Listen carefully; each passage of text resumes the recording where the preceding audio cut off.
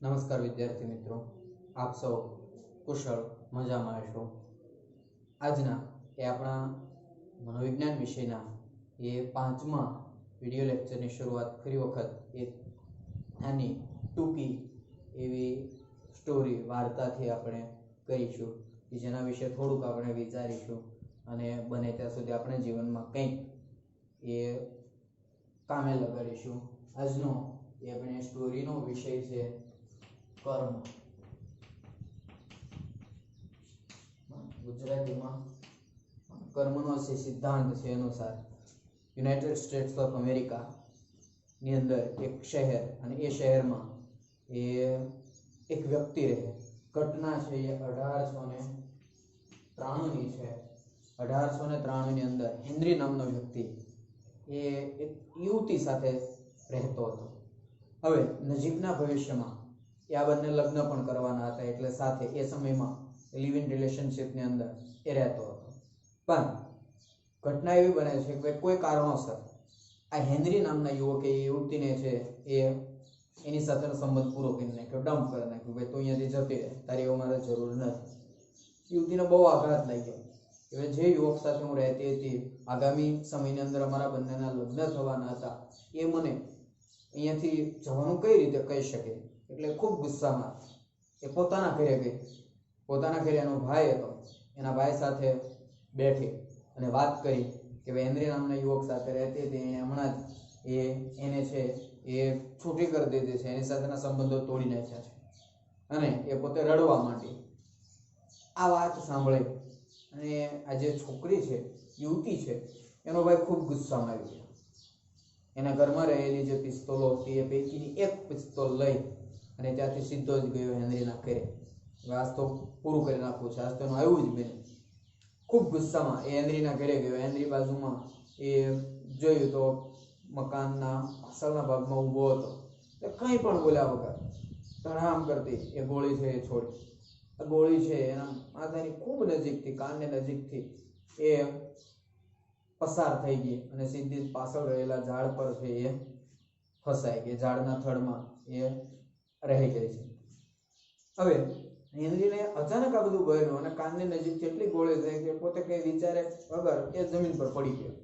એને જમીન પર પડેલો જોઈ અને જે યુવતીનો ભાઈ આવ્યો હતો એને એમ લાગ્યું કે ભારે કરી આવેશમાં આવીને મેં ખોટું પગલું લીધું, હવે જો હું પકડાઈ જઈશ તો સજા થશે, આવું થશે, આવું વિચારી અને એને એ પોતાની જ પિસ્તોલથી પોતાને શૂટ કરી નાખ્યો, ગોળી મારી દીધી।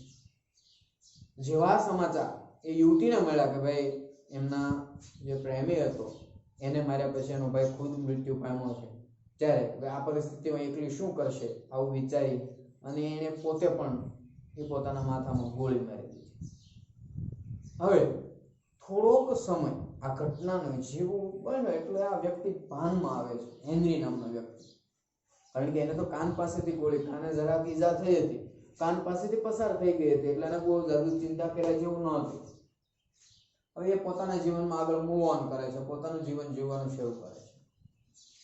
હવે આ ઘટનાને 20 વર્ષ જેટલો સમય બન્યો, તો 1913 આજુબાજુમાં એ હેનરી છે એ પોતાના ઘરને રિનોવેટ કરવાનું વિચારે છે। એટલે થોડુંક એમાં ફર્નિચર ને આ બધું સુધારવું છે, એટલે એને એ કોન્ટ્રાક્ટ આપ્યો વ્યક્તિને। તો વ્યક્તિએ કીધું કે લાકડાની જરૂર પડશે, એટલે તમે લાકડું છે એ તૈયાર રાખો। હવે હેનરી છે એ વિચારે છે કે ભાઈ બહાર દૂરથી લાકડું લેવા જવું એના બદલે ઘરમાં જે વૃક્ષ છે, લાકડું છે એ કાપી નાખો। એટલે એને વિચાર્યું કે ભાઈ કાપવા માટે તો કે કુવાડીથી કાપીશ તો બહુ વાર લાગશે, એના બદલે એના થડમાં ડાયનામાઇટ, આપણે ટોટા જેવું કહીએ કે જે કૂવો ખોદતી વખતે પથ્થરો તોડવામાં વપરાય, હવે એ તોડી નાખો। હવે આ એ જ વૃક્ષ હતું કે જે 20 વર્ષ પહેલા હેનરીને મારેલી ગોળી એ આ વૃક્ષની અંદર ફસાયેલી, એટલે એને ડાયનામાઇટ લઈ અને વૃક્ષ સાથે બાંધ્યું અને એને ધડાકો કર્યો। જેવું આ વૃક્ષની સાથે બાંધેલો ડાયનામાઇટના ધડાકો થયો એટલે તરત જ એમાં ફસાયેલી ગોળી ઉડી અને સીધી આ જે હેનરી છે એના બરાબર મસ્તકના વચ્ચેના ભાગમાં લાગી, એ ત્યાં ને ત્યાં મૃત્યુ પામ્યો। કહેવાનો અર્થ છે કે ભાઈ કર્મ કરેલું અને એ ક્યાંય દૂર જતું નથી, એને આજ નહીં તો કાલે એ ભોગવવું જ પડશે. અને જેટલું વધારે એ મોડું થશે, જેટલું વધારે આપણે છટકવાનો પ્રયાસ કરશું, એટલું જ એ વ્યાજ સહિત આપણી સુધી પાછું આવશે. એટલા માટે એ આપણા દ્વારા કરવામાં આવેલું દરેક કામ એવું હોવું જોઈએ કે આવતા ભવિષ્યમાં, આવનારા ભવિષ્યમાં, સમયમાં એ આપણને જરા પણ મુશ્કેલી ના પડે. બાકી કર્મનો સિદ્ધાંત છે કે ભાઈ કરેલું ક્યારેય ફોગટ નથી જતું. એ પછી સારું હોય કે ખરાબ, જો સારું કરેલું હશે તો સારું પાછું આવશે, અને ખરાબ કરેલું હશે તો એ ખરાબ એ તમારા સુધી પાછું આવશે. તો મિત્રો, આપણે છેલ્લે મનોવિજ્ઞાન વિષય અંતર્ગત એ મનોવિજ્ઞાનનું સ્વરૂપ સમજતા. હવે પછીનો પ્રશ્ન છે કે ભાઈ મનોવિજ્ઞાનના ધ્યેય, આ વિષય છે એનો ધ્યેય શું છે? આ વિષય છે એ કહેવા શું માંગે છે? એનું સર્જન થયું છે તો શા માટે આ વિષય છે એ સર્જાણો છે? એમના વિશે આપણે એ ચર્ચા કરીએ તો મનોવિજ્ઞાન વિષય છે એના કુલ 4 જેટલા ધ્યેયો છે. આ 4 ધ્યેયોમાં વર્ણન, સ્પષ્ટીકરણ, આગાહી અને નિયંત્રણ. હવે આ જે 4 પ્રકારના મનોવિજ્ઞાનના ધ્યેયો છે એ ધ્યેયો મનોવિજ્ઞાનને ડિફાઇન કરે છે. એમના હોવામાં, એમનું વજૂદ છે, એમનું પ્રામાણ્ય તપાસે. એમાં એ પહેલું છે કે ભાઈ વર્ણન. આપણે બધા જ જાણીએ છીએ કે ભાઈ મનોવિજ્ઞાન એ માનવ વર્તનનો અભ્યાસ કરે છે. હવે આ માનવ વર્તન છે એનું વર્ણન જો કરવામાં આવશે તો માનવીનો અભ્યાસ છે એ સરળ બનશે. અહીંયા આપણે ઘણી બધી વખત એવું બને છે કે ભાઈ યથાર્થ રીતે જે વર્ણન નથી થયું, જેનું સ્પષ્ટીકરણ નથી થયું, જેની આગાહી, જેના પર નિયંત્રણ નથી, એ વ્યક્તિનું વર્તન એ યોગ્ય નથી. એટલા માટે કે ભાઈ વ્યક્તિ દ્વારા કરવામાં આવેલું જે વર્તન છે એ વર્તન કેવું છે? માનસિક છે, શારીરિક છે, આંતરિક છે કે બાહ્ય? એને જોઈ શકાય છે, જોઈ નથી શકાતું, આવા તમામ પ્રકારના વર્તન જે છે એનું વર્ણન કરવાનું છે. અને જો તમે એનું વર્ણન કરી શકશો તો એના પરિણામે કેવા પરિવર્તનો આવે છે તેનું વર્ણન પણ આપણે કરી શકીશું. અને આ વર્ણન કરવું એ મનોવિજ્ઞાનનું પાયાનું ધ્યેય છે. એટલે કે કોઈ પણ ઘટના બને છે, કોઈ પણ વિષય રજૂ થાય છે ત્યારે એમનું યથાર્થ રીતે એ વર્ણન થયેલું હોવું આવશ્યક છે. એનું વર્ણન એ આપણે કરીએ. જો વર્તન આંતરિક છે, બાહ્ય છે, તો એ આધારિત એનું વર્ણન આપણે કરીશું. એનું વર્ણન એ વ્યક્તિના માનવ વર્તનને એ સમજવા માટે એ ખૂબ આવશ્યક બનશે. બીજો મુદ્દો છે એની અંદર સ્પષ્ટીકરણ, સ્પષ્ટતા કરી. એટલે કે માનવ વર્તનનું વર્ણન કર્યા પછીનું બીજું ધ્યેય છે એ સ્પષ્ટીકરણ.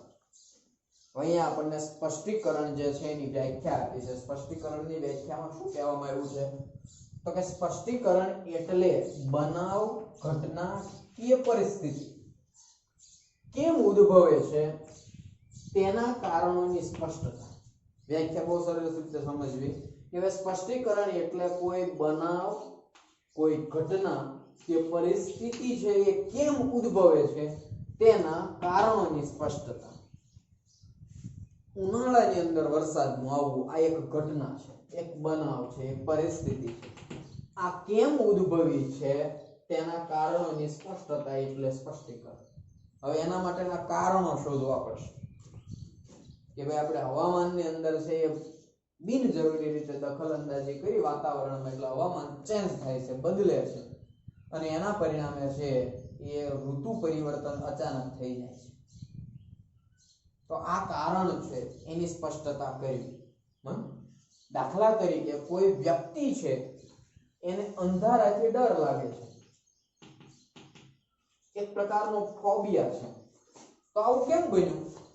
તો આ ડર લાગવા પાછળના કારણો તપાસવામાં આવશે. એના કારણો તપાસતા ફરી વખત આપણે આ માનવ વર્તનનું વર્ણન કરવું પડશે. કે ડર લાગે છે તો કેવો ડર લાગે છે, એ કેવી બાબતોથી ડરે છે? તો કે ઘણા બધા કારણોની તપાસ કર્યા પછી આપણને જાણવા મળ્યું કે વ્યક્તિ અંધારામાં એક વખત પસાર થઈ રહ્યો હતો અને અચાનક કોઈ પ્રાણી એમની સાથે અથડાણ અને આ વ્યક્તિ પડી જાય છે, માથામાં થોડું વાગે છે. આ દિવસથી એને અંધારાનો ડર લાગવાનું શરૂ થાય છે. આ કારણ આપણને છે એ સ્પષ્ટીકરણ મળ્યું કે ભાઈ કોઈ બનાવ, ઘટના કે પરિસ્થિતિ શા માટે ઉદ્ભવી, એમના ઉદ્ભવવા પાછળનું કારણ શું હોઈ શકે. આપણે ખબર છે કે ભાઈ કાર્ય કારણ સંબંધ છે. કોઈ કાર્ય, કોઈ ઘટના છે એ કારણ વગર ક્યારેય ઉદ્ભવી ન શકે, પણ આપણને સ્પષ્ટતા, એનું સ્પષ્ટીકરણ છે આપણી પાસે હોવું આવશ્યક છે. કોઈ એક ઘટનાના કન્સિક્વન્સીસ રૂપે એ જે કાંઈ બને છે, દાખલા તરીકે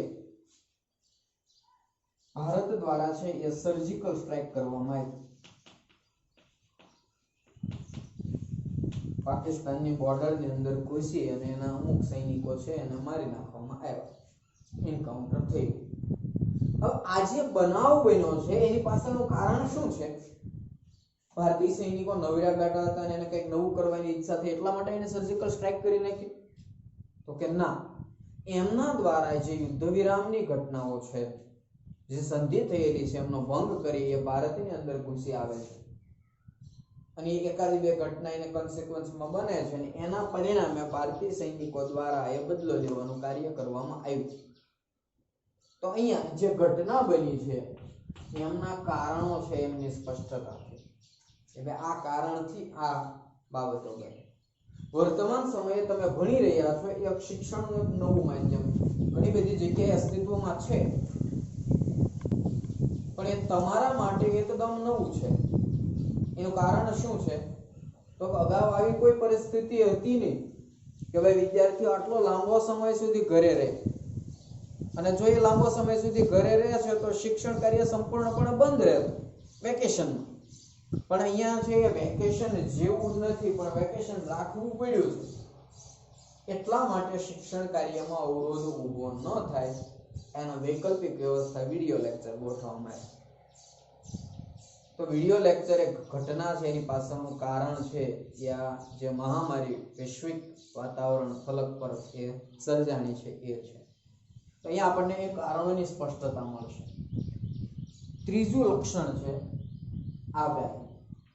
આપણે બધા જ જાણીએ છીએ કે ભાઈ ભવિષ્ય કથન, પૂર્વ ધારણા, એને આપણે આગાહી કહીએ છીએ કે આમ બનશે, આજે વરસાદ આવશે કે નહીં આવે, આવતા વર્ષે કપાસના ભાવ આટલા રહેશે, ડુંગળીના ભાવ આટલા રહેશે. એ આપણે આવી ઘણી બધી અસંખ્ય દિન પ્રતિદિન ભારત મેચ જીતશે કે હારશે, કેટલો સ્કોર કરશે, બુમરાહ કેટલી વિકેટ લેશે, મેસી કેટલા ગોલ કરશે, નરેન્દ્ર મોદી નવી શું રણનીતિ ઘડશે, આવી તો અસંખ્ય એવી આગાહીઓ આપણે કરતા આવીએ છીએ.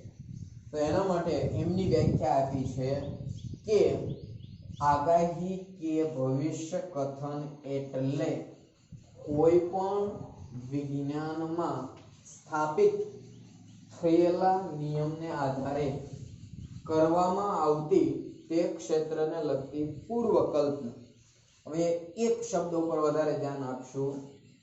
કોઈ પણ વિજ્ઞાનમાં સ્થાપિત થયેલા નિયમને આધારે ગમે એમ આપણને મનમાં વિચાર આવ્યો અને આપણે રજૂ નથી કરી દેવાનો. આપણને મનમાં વિચાર આવ્યો કે ભાઈ આજ વરસાદ આવશે, પૂર આવશે, અને આપણે બધાને કહી દીધું આપણે આજુબાજુમાં ભાઈ તૈયાર રહેજો, પૂર આવે એમ છે.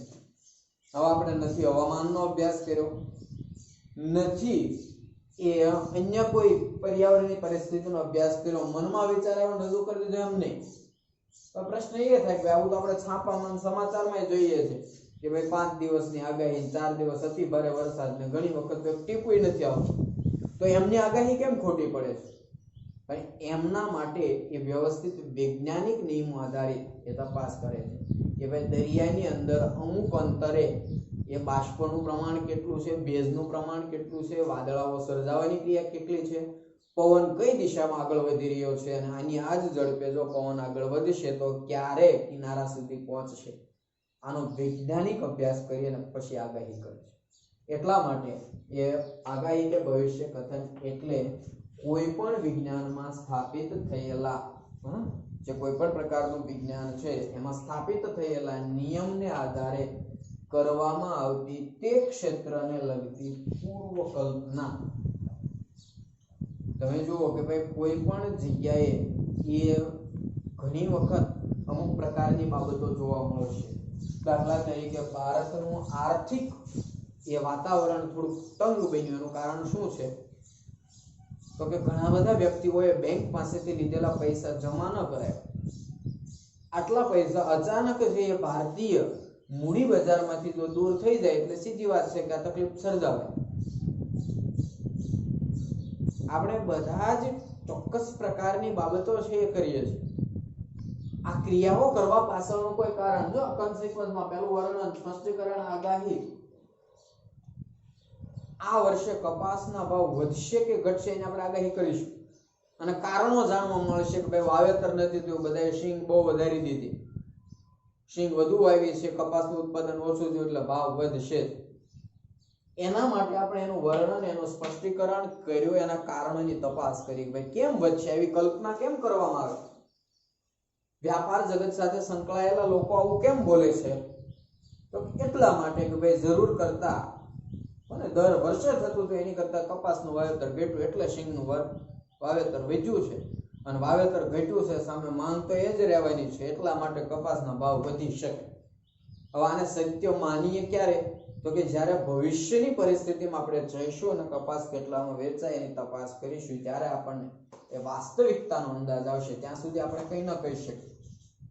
તો આપણે એ હવામાન શાસ્ત્ર દ્વારા આવી આગાહી સતત થાય છે એ વર્ણન કે સ્પષ્ટીકરણ કરશે. એવા ભેજનું પ્રમાણ આટલું છે, બાષ્પનું પ્રમાણ એટલું છે, ગરમીનું પ્રમાણ આટલું છે, આ વર્ષે શિયાળો કેટલો ઠંડો રહેશે, ઉનાળો કેટલો ગરમ, ચોમાસામાં કેટલું પાણી વરસાદ વરસશે, તો એના માટે ગરમીનું પ્રમાણ, ઠંડી કે વરસાદની આગાહી છે એ કરવામાં આવે. તમે જો વાયુ વાવાઝોડાની વાત કરવામાં આવે, ઇમ્ફાનની વાત કરવામાં આવે કે કોઈ અન્ય ચક્રવાત છે એનું 5 દિવસ 10 દિવસ અગાઉ આપણને ખ્યાલ આવી જાય છે. દરિયાકાંઠેથી જે પસાર થાય છે, આવજો નિસર્ગ સાયક્લોનની જે અસર થઈ એમાં તંત્ર અગાઉ શા માટે તૈયાર રહે છે? તો કે એને ચોક્કસ પ્રમાણભૂત બાબતોની માહિતી મળે છે કે ભાઈ આવું બનવાની શક્યતા ખરી. એ આગાહી દ્વારા છે એ શક્ય બને છે. તમે જો જે ઘરમાં બાળકનો ઉછેર છે એ માતા પિતા દ્વારા ખૂબ શિસ્તવાળા કડક વાતાવરણની અંદર, ઓસરી છે એની અંદરથી નીચે ઉતરે, બાળક જો ઉતરવાનો પ્રયત્ન કરે એટલે માતા પિતા તરત કહે નીચે ના ઉતરતો, પગમાં ઠેસ વાગી જશે, જીવજંતુ કરડી જશે, આમ થશે તેમ થશે. જ્યારે આવું બને ત્યારે ચોક્કસપણે એવું કહી શકાય કે બાળક છે એ વધારે ડરપોક બનશે. શા માટે? તો કે એના વિકાસ માટે છે એ મુક્ત વાતાવરણની જરૂર છે. એને તમે છૂટું મૂકી દો, એ પડશે તો એનો અનુભવ થશે કે ભાઈ જો હું ધ્યાન નહીં રાખું તો પડીશ, અને પડીશ તો મને દુઃખ, દર્દ, પીડા થશે. એટલે પડવા પાછળનું દર્દ એ જાણી શકશે તો બીજી વખત છે એ તકેદારી રાખશે, કાળજી રાખશે, બીજી વખત નહીં પડે. અથવા તો એ પોતે વધારે ધ્યાન રાખશે. તો પહેલેથી જ આપણે કહી દઈએ છીએ બાળક છે, નાનું બાળક પોલીસથી ડરે છે, આપણે સતત એને એવું કહીએ છીએ કે ભાઈ સુઈ જા, બાવો આવશે લઈ જશે. હવે આ બાળકને પછી તમે ગામમાં કોઈ વસ્તુ લેવા માટે મોકલો તે નથી જતું. શા માટે? તો નાનું હતું ત્યારે જ કીધું હતું કે ભાઈ સુઈ જા, પોલીસ આવશે લઈ જશે.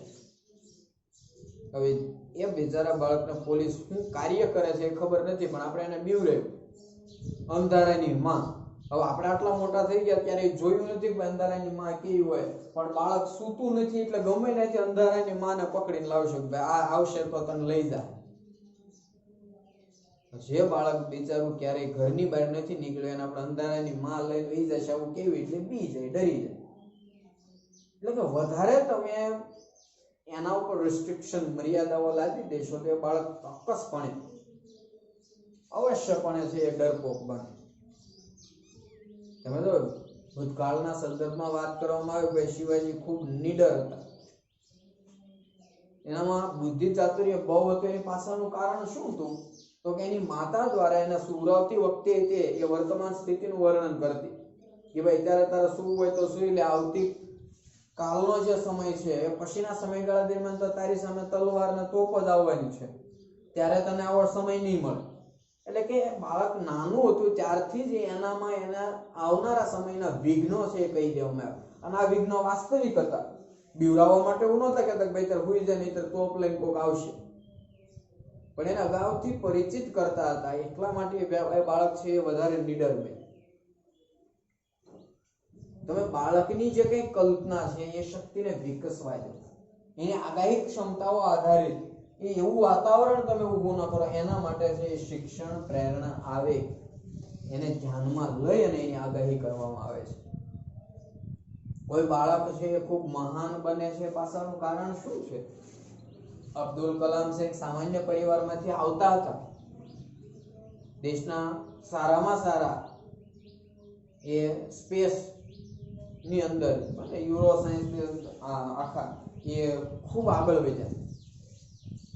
તો કે એને હાર્ડશિપ જે અઘરી પરિસ્થિતિ બાળપણમાં એનો સામનો ફેસ કર્યો, એ આ પરિસ્થિતિથી પરિચિત હતા. ગાંધીજી છે એ આઝાદી માટે આટલું બધું લડ્યાનું કારણ કે ભાઈ બીજા દેશમાં જાવીએ અને ત્યાં આપણને આપણા હક નથી મળતા, તો અહીંયા ભારતમાં તો પોતાના જ દેશમાં પરિસ્થિતિ ખરાબ છે. આ જે શિક્ષણ છે, આ જે પ્રેરણા છે એને અહીંયા પોતે પ્રાપ્ત કરી. એટલા માટે બધા જ વ્યક્તિ ગાંધીજી, ભગતસિંહ, સુભાષચંદ્ર બોઝ નથી બની શક્યા, કારણ કે એને એ પ્રકારનું શિક્ષણ એની માતાએ કીધું હોય ને કે ભાઈ તમે બહાર ન જતા, અંગ્રેજો છે ગમે ત્યારે ગોળી ફોડી નાખશે. એને સતત ડરાવવામાં આવ્યા છે, એટલા માટે ઘરની બહાર નીકળતા ડરતા હતા અમુક માણસો. અને અમુક માણસો છે અંગ્રેજોનો સામનો કરતા હતા, કારણ કે એને એવું શિક્ષણ પ્રાપ્ત થયું હતું. એનામાં આવેગાત્મક પરિસ્થિતિ એ ઊભી થયેલી જોવા મળે. તો વર્ણન, સ્પષ્ટીકરણ અને આગાહી એ મનોવિજ્ઞાનના ધ્યેય ઉપરાંત સૌથી અગત્યનું કાર્ય કે નિયંત્રણ છે. કે જ્યારે તમે કોઈ વસ્તુનું વર્ણન, સ્પષ્ટીકરણ, આગાહી કરી અને સંપૂર્ણ અભ્યાસ કરો છો, એમના વિશે સંપૂર્ણ માહિતી મેળવો છો, ત્યારે એ પરિસ્થિતિ ઉપર તમારો કાબુ હોવો જોઈએ. વ્યાખ્યા આપણે જોઈએ તો કે સ્થાપિત થયેલા નિયમોને આધારે મનુષ્યની મુશ્કેલીઓ, ચિંતા, પ્રતિકૂળતા વગેરેને હલ કરવા માટે કરવામાં આવતા પ્રયત્નોને મળેલી સફળતા એટલે નિયંત્રણ. સ્થાપિત થયેલા નિયમો, અહીંયા પણ વિજ્ઞાનના સ્થાપિત થયેલા નિયમો, એના આધારે માણસની જે મુશ્કેલી છે, જે ચિંતા છે, જે પ્રતિકૂળતા છે, આ બધાને એ હલ દૂર કરવું, ઇંગ્લિશમાં આપણે કહીએ સોલ્વ કરવા માટે એ જે પ્રયત્નો કરવામાં આવે, માત્ર પ્રયત્નો નહીં, આ પ્રયત્નોને મળેલી સફળતા એટલે એ નિયમ. મિસાઇલ બનાવી એક દેશ બીજા દેશ ઉપર છોડી દેશે, આ એક સમસ્યા છે. હવે આપણે છે એક રાષ્ટ્ર તરીકે એનાથી બચવા માટે શું કરવું જોઈએ? તો કે એન્ટી મિસાઇલ એ તૈયાર કરો, કે આ મિસાઇલને હવામાં જ તોડી નાખે. નહીતર જે વ્યક્તિ જે દેશોમાં આ મિસાઇલ આવી ગયા તો રાજા થઈ જશે, ગમે ત્યારે ગમે એ દેશ ઉપર હુમલો કરી નાખે. પણ અત્યારે બધા જ દેશો મિસાઇલની સાથે સાથે એન્ટી મિસાઇલ સિસ્ટમ પણ વિકસાવી ચૂક્યા છે, એટલે બધાને બહુ ચિંતા કરવાની જરૂર નથી. તમે જો કે ભાઈ નદીની અંદર વરસાદ ખૂબ આવશે એની આગાહી કરી નાખી આપણે, વર્ણન, સ્પષ્ટીકરણ અને આગાહી અંતર્ગત કે ભાઈ ધોધમાર વરસાદ 2 કલાકની અંદર 10 ઇંચ વરસાદ વરસી જશે, તો આ પૂરની પરિસ્થિતિનું સર્જન થશે. પણ આ પૂરથી બચવા માટે સરકાર દ્વારા NDRF ની ટીમ તૈયાર કરવામાં આવી. લોકો દ્વારા છે એ સતત એ માહિતી, સૂચનાઓ આપવામાં આવશે કે ભાઈ થોડોક અનાજને બધું સંગ્રહિત રાખો, કે ભાઈ પૂરની પરિસ્થિતિમાં કંઈક એ આપણે થોડોક સમય બહાર રહેવાનું છું ઘરથી સલામત જગ્યાએ, તો આપણે એને રહી શકતા હોવા જોઈએ. એટલે કે મનોવિજ્ઞાનનું જે માત્ર આગાહી કરી નાખવા પૂરતું નહીં, વરસાદ આવશે, પણ એ વરસાદ આવે છે, પૂર આવે છે, તેમાંથી કઈ રીતે બચવું એના માટેના પ્રયત્નોને મળેલી સફળતા. બીજી વ્યાખ્યા છે કે ભાઈ નુકસાનકારક કે તકલીફ એ ઊભી કરે તેવી પરિસ્થિતિને ટાળવા માટે કરવામાં આવતા પ્રયાસો. આ જે બાબતો રજૂ કરવામાં આવી છે કે ભાઈ મુશ્કેલી ઊભી થાય, નુકસાનકારક પરિસ્થિતિને અટકાવવા માટે જે પ્રયાસો કરવામાં આવે છે, જે પરિસ્થિતિનું સર્જન કરવામાં આવે છે, એને એવું કહી શકાય. તમે જુઓ, અપરાધ, બાળ ગુનાખોરીનું પ્રમાણ છે એ સતત વધે. મોટા ઉંમરના લોકો ગુનો કરે છે તો માની લો કે એની વિચારસરણી છે, પણ નાનું બાળક કે જેની સમજશક્તિ પણ હજી પૂરેપૂરી વિકસી નથી, એ આવા પ્રકારનું કાર્ય કરે છે એનું કારણ શું છે? તો કે એના સૌથી પહેલા તો એનું વર્ણન કરવામાં આવશે કે કેવા પ્રકારનો ગુનો કરે છે. એ ગુનો કરે છે, પછી એનું સ્પષ્ટીકરણ, કારણો શોધવામાં આવશે. આવું કરવા પાછળની આગાહી શોધવામાં આવશે. અને એની સાથે તમે જો બાળ મજૂરી પર પ્રતિબંધ મૂકવામાં આવેલું કારણ શું છે? તો કે જ્યાં બાળકો કામ કરે છે એ જગ્યાએ મોટી ઉંમરના કામ કરતા હોય છે. આ મોટી ઉંમરના લોકો છે એ પાન, માવા, તમાકુ, બીડી આ બધું ખાતા છે. હવે આ બાળક જોશે એટલે એના અર્થ એ સીધું શીખશે કે આ વ્યક્તિ આ જ કામ કરે છે, આવું કરતા હોય તો હું પણ એ જ કામ કરું છું, મારે પણ આ જ કરવું જોઈએ. એ ત્યાંથી શીખશે.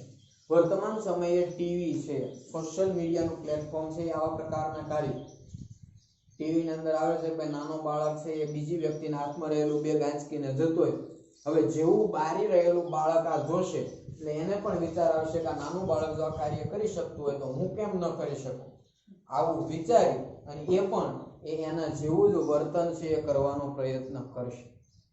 વધારે વરસાદ પડે, પૂર આવે છે, તેને કેમ અટકાવવું એ પણ નિયંત્રણ અંતર્ગત.